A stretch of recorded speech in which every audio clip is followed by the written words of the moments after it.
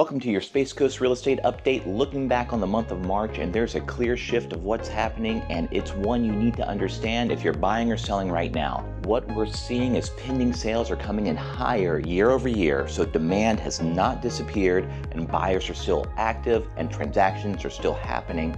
But, and this is the key, the momentum that we're starting to see earlier this year is now at risk.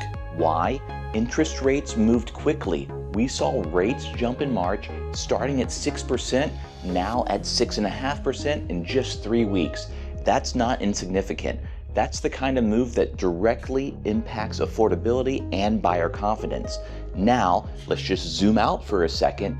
Even with that increase, rates are still towards the lower end of the range that we've seen in the past 4 years. So historically speaking, it's not extreme. So what's driving this? You've got inflation still hanging around, rising energy costs, and a global bond sell-off, particularly in Europe, that's pushing U.S. rates higher. On top of that, the Fed and other central banks are taking a more cautious stance, which means rate cuts could be delayed, and in some cases, additional hikes aren't completely off the table.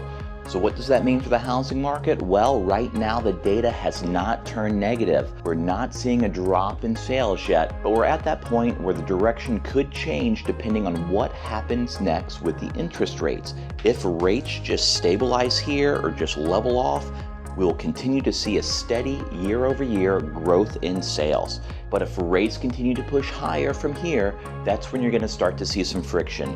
That's when demand begins to soften and inventory could increase.